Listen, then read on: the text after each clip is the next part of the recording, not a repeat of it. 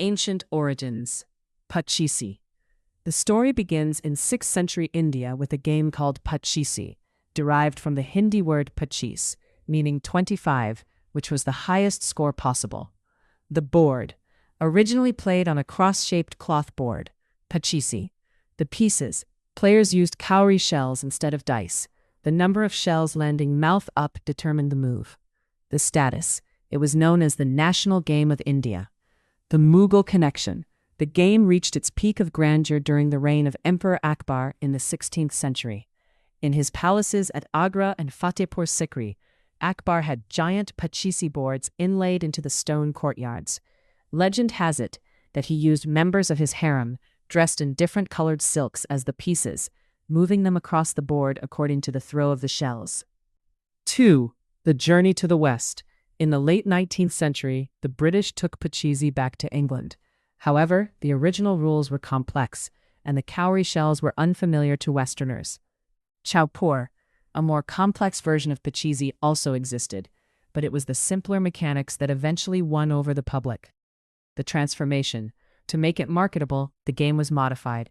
The cloth board became cardboard, and the cowrie shells were replaced by a cubic die and a dice cup. 3. The birth of Ludo, 1896. In 1896, a British man named Alfred Collier applied for a patent for the game.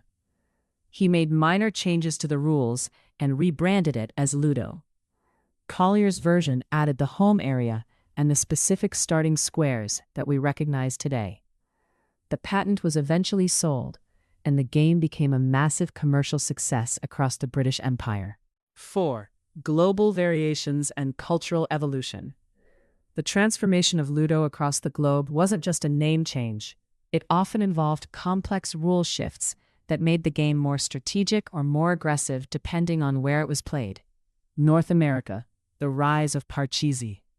In the United States, the game arrived slightly earlier than the British Ludo brand.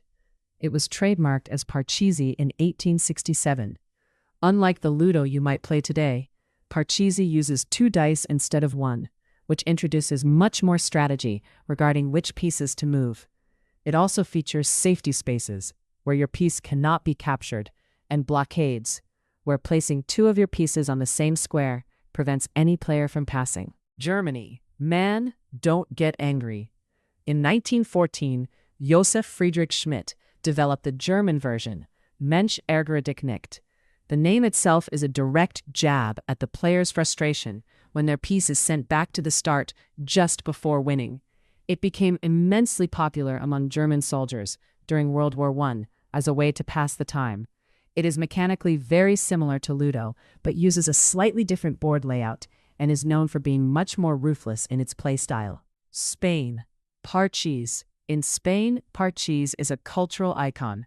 It is traditionally played on a board made of wood or thick cardboard with a very specific color scheme.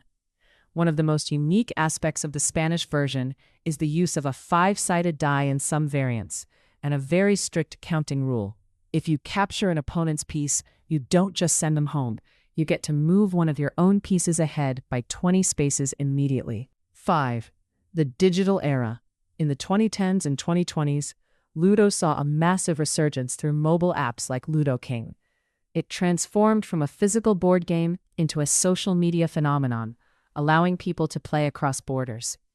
During the global lockdowns of 2020, it became one of the most downloaded games in the world, proving that its 1,500-year-old loop of start, race, and send back is still addictive.